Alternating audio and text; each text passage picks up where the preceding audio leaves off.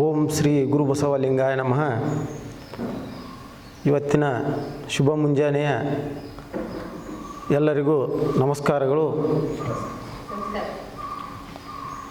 ಇವತ್ತು ನಾ ಮಾತಾಡೋಕೆ ಎಲ್ಲರೂ ಮಾತು ಕೇಳಿದೆ, ಏನು ಮಾತಾಡಬೇಕು ಅಂತೇಳಿ ಮೆಂಟಲಿ ಪ್ರಿಪೇರ್ ಆಗಲೇ ಇಲ್ಲ.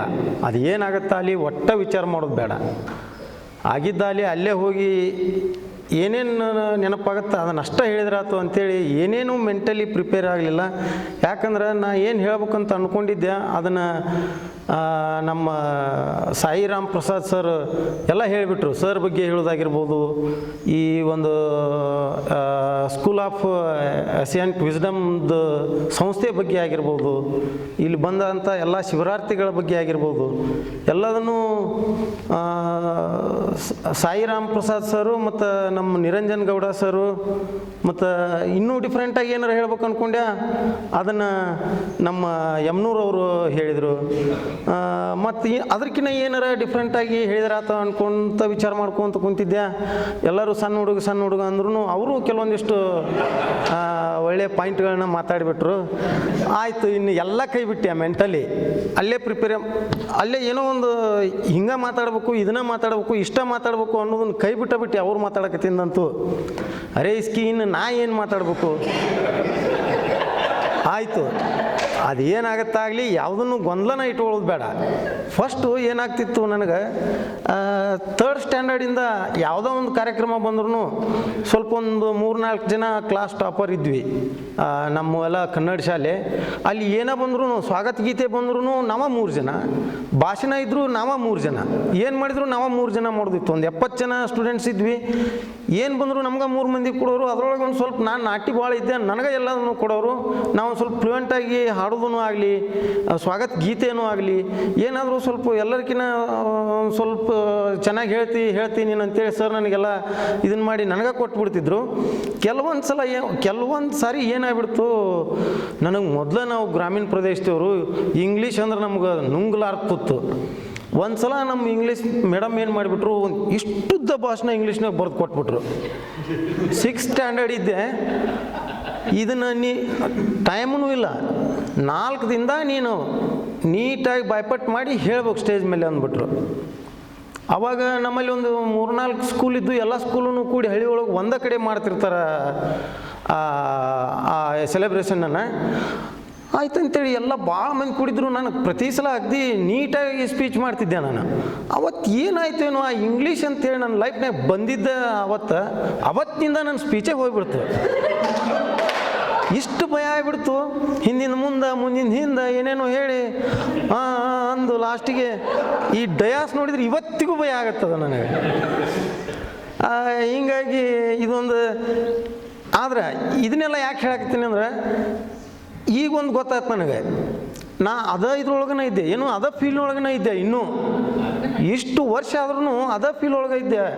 ಸುಮಾರು ಒಂದು 26-27 ವರ್ಷ ಫೀಲ್ಡ್ನೊಳಗೆ ಇದ್ದೆ. ಹಿಂಗಾಗಿ ಏನಾಕಿತ್ತು, ನಾನು ಬೇಕಾದ ಮಾತಾಡ್ಬೋದು, ಯಾವುದೋ ಸ್ಟೇಜಿಗೆ ಹೋದ್ರು ಬೇಕಾದಂಗೆ ಫ್ಲೂಯೆಂಟಾಗಿ ಮಾತಾಡ್ಬೋದು. ನಾನು ಜನರ ಕಡೆಯಿಂದ ಚಪ್ಪಾಳೆ ಗಿಟ್ಟಿಸ್ಕೋಬೋದು ಅನ್ನೋಷ್ಟು ನನ್ನ ಕಡೆ ಸಬ್ಜೆಕ್ಟ್ ಇದ್ರೂ ಕೂಡ ಏನಾಕಿತ್ತು, ಏನೋ ಒಂಥರ ಕಾಲು ನಡುಕ ಬರೋದು ಆತು.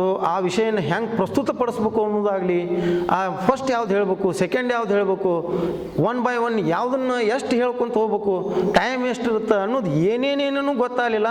ಸರ್ ಕೊಟ್ಟಿರೋ 5 ಪಾಯಿಂಟ್ ಮಾತ್ರ, ಇವು ಬರೀ ಒಂದು ಯಾವುದೋ ಒಂದು ಸಬ್ಜೆಕ್ಟಿಗೆ ಅಲ್ಲ, ಇದು ಲೈಫ್ ಲಾಂಗ್ ಬೇಕಾದ ಮಾತಾಡೋದ್ರಲ್ಲಿ ಸ್ಟೇಜು ಅಂತ ಬಂದ್ರೆ ಅವ್ನು 5 ಪಾಯಿಂಟ್ ನಾವೇನಾರ ಮನನ ಮಾಡ್ಕೊಂಡಿದ್ದ ಕರೆ ಆತಂದ್ರೆ, ಯಾವುದೋ ಸಬ್ಜೆಕ್ಟ್ ಇರಲಿ, ಏನೇ ಇರಲಿ, ಯಾವುದೇ ಸ್ಟೇಜ್ ಇರಲಿ, ಎಷ್ಟೋ ಜನ ಇರಲಿ, ಇವತ್ತು ನನಗೇನೂ ಅಂಜಿಕೆ ಇಲ್ಲ, ಏನೂ ಹೇಳೋಕ್ಕಿಲ್ಲ. ನಾನು ಆರಾಮಾಗಿ ಬಂದು ಮಾತಾಡ್ಬೇಕು. ನೀವು ಇನ್ನೂ 1 ತಾಸು ಮಾತಾಡಂದ್ರೂ ಮಾತಾಡ್ತೀನಿ. ನನಗೇನೂ ಭಯ ಇಲ್ಲ, ಆತಂಕ ಇಲ್ಲ. ಅದೆಲ್ಲ ಹೋಗೋಕೆ ಏನು ಕಾರಣ ಅಂದ್ರೆ ಆ ಒಂದು 5 ಪಾಯಿಂಟು ಸರ್ ಹೇಳಿದ್ದು. ಅದು ಭಾಷೆ, ವಿಷಯ, ಭಾಷೆ, ಧ್ವನಿ, ಸಂವಹನ, ಶಾರೀರಿಕ ಭಾಷೆ, ಸಮಯ, ಇವನ್ನ 5 ಪಾಯಿಂಟ್ಗಳನ್ನ ಬರೀ ಇವು 5 ಪಾಯಿಂಟ್ ಅಂದ್ರೆ ಇಷ್ಟರ ಪೂರ್ತಕ ಇಲ್ಲವೋ 5 ಪಾಯಿಂಟ್. ಒಂದೊಂದು ಪಾಯಿಂಟ್ನೊಳಗೂ ಒಂದೊಂದು ಎಂಥ ಅರ್ಥ ಗರ್ಭಿತ ಐತಂದ್ರೆ ಅದನ್ನು ಅಷ್ಟನ್ನು ನಾವು ಸರ್ ಏನು 3 ದಿನ ಹೇಳ್ಯಾರಲ್ಲ ಅದನ್ನು ನೀಟಾಗಿ ನಾವು ಫಾಲೋ ಅಪ್ ಮಾಡಿದ್ದ ಕರೆ ಆತಂದ್ರೆ ಬರೀ ಇಲ್ಲಿ ಅಲ್ಲ, ಸಣ್ಣ ಪುಟ್ಟ ಕಾರ್ಯಕ್ರಮಗಳಲ್ಲ, ನಾವು ಒಬ್ಬರು ನಿರೂಪಕರೂ ಆಗ್ಬೋದು ಅಂತ ಹೇಳಕ್ಕೆ ನಾವು ಹೆಮ್ಮೆಯಿಂದ ಹೇಳ್ತೀನಿ. ಮತ್ತು ಅದೇ ರೀತಿಯೂ ಅವ್ರು ನೋಡು, ನಾನು ಇದಕ್ಕೆ ಹೋಗಿದ್ನಿ, ಧರ್ಮಸ್ಥಳದ ಉಜಿರೆ ನ್ಯಾಚುರೋಪತಿಗೆ. ಏನು ಮಾಡ್ಬೇಕು, ಒತ್ತಡಗಳನ್ನ ಹೆಂಗೆ ತಡ್ಕೋಬೇಕು.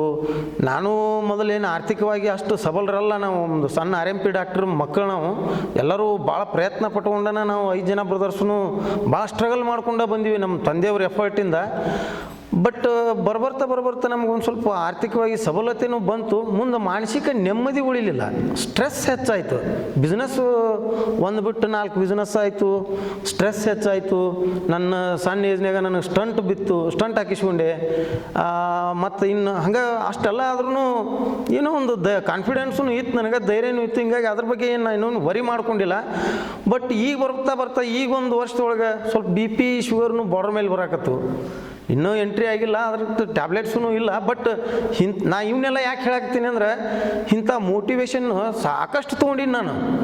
ಅಬ್ರಾಡ್ ಒಳಗೆಲ್ಲನೂ ತೊಗೊಂಡಿನಿ. ನಾನು ಬಿಸ್ನೆಸ್ ಇರೋದ್ರಿಂದ, ಭಾರತ್ ಪೆಟ್ರೋಲಿಯಂ ಕಾರ್ಪೊರೇಷನ್ ಡೀಲರ್ ಇರೋದ್ರಿಂದ, ಕಂಪ್ನಿಯವ್ರೂ ನನ್ನ ಫಾರಿನ್ಗೆಲ್ಲ ಕೆಲವೊಂದಿಷ್ಟು ಟಾರ್ಗೆಟ್ ರೀಚ್ ಮಾಡಿದಾಗ ಫಾರಿನ್ಗೆಲ್ಲ ಕರ್ಕೊಂಡು ಹೋಗ್ಯಾರ. ಅಲ್ಲೆಲ್ಲ ಮೋಟಿವೇಶನ್ ಅವ್ರ ಬಗ್ಗೆ ಭಾಳ ಏನೇನೆಲ್ಲ ಹೇಳಿದರು. ಮತ್ತು ನಾ ಸೋನಾಲಿಕಾ ಟ್ರ್ಯಾಕ್ಟರ್ ಡೀಲರ್ ಇರೋದ್ರಿಂದ ಅವರು ಸುಮಾರು ಒಂದು 8 ದೇಶ ಅಡ್ಡಾಡೀನಿ ನಾನು.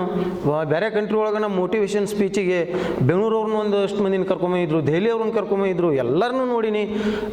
ಏನೋ ನೋಡಿದ್ರು ಈ ಅನುಭವ ಅಲ್ಲೇನಾಗ್ತಿತ್ತು, ಒಂದಿನ ಏನಿರುತ್ತೆ ಟಾರ್ಗೆಟ್, ಮತ್ತೆ ಪ್ರೆಷರ್. ಅಲ್ಲೇನು ರಿಲ್ಯಾಕ್ಸ್ ಇರಲಿ, ಡೀಲರ್ಸ್ ಎಲ್ಲರೂ ಅಂತ ಕರ್ಕೊಂಡು ಹೋಗಿದ್ರು. ಮತ್ತು ಟಾರ್ಗೆಟ್ ಕೊಡೋರು, ಇಷ್ಟು ರೀಚ್ ಆಗಬೇಕು, ಈ ವರ್ಷ ನೀವು ಇಷ್ಟು ಕ್ರೋರ್ಸ್ ಬಿಸ್ನೆಸ್ ಮಾಡಬೇಕು, ಇವನ್ನೆಲ್ಲ ಹೇಳಿ ಮುಂದೆ ಮೋಟಿವೇಶನ್ ನಿಮ್ಗೇನೋ ಒಂದು ರಿಲ್ಯಾಕ್ಸ್ ಇರಲಿ ಅಂತೇಳಿ ಒಬ್ರನ್ನ ಮೋಟಿವೇಶನ್ ಸ್ಪೀಚರ್ನ ಕರ್ಸಿವಿ. ನೋಡ್ರಿ ನೀವು ಅವ್ರ ಸ್ಪೀಚ್ ಕೇಳ್ರಿ, ನಿಮ್ಗೆ ಯಾವ ಪ್ರೆಷರ್ ಇರೋದಿಲ್ಲ ಅಂತ ಏನೆಲ್ಲ ಹೇಳಿದ್ರಿ ಅಂತ. ಅವ್ರ ಬಗ್ಗೆ ಭಾಳ ಹೇಳಿದ್ರು, ಅವ್ರ ಹೆಸರು ನಂಗೆ ನೆನಪಾಗ್ತಾ ಇಲ್ಲ.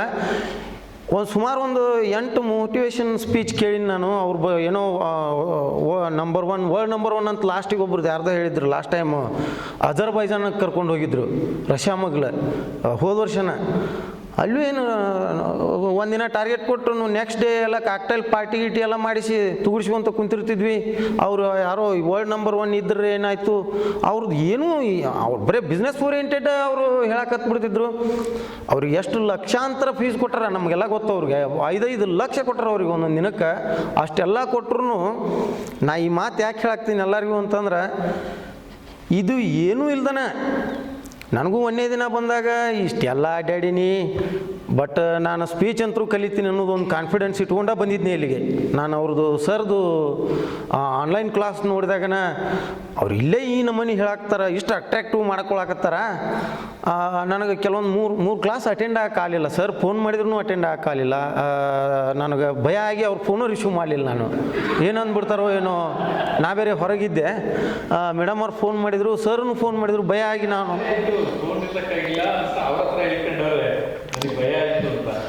ಇಲ್ಲ, ನನಗೆ ಮೊದಲು ಜಯಪ್ರಕಾಶ್ ನಾಗ್ತೇಳಿ ಅಂತಂದ್ರೆ ಗೊತ್ತಿತ್ತು. ಯಾಕೆ ಈಗ ಯಾರು 40 ವರ್ಷದವರು ಅದೀವಿ ಅವ್ರಿಗೆಲ್ಲರಿಗೂ ಗೊತ್ತು. ಯಾಕಂದ್ರೆ ಅವಾಗ ಎಲ್ಲ ಚಾನಲ್ಸ್, TV ಚಾನಲ್ಸ್ ಎಲ್ಲನೂ ಇರ್ತಿರ್ಲಿಲ್ಲ.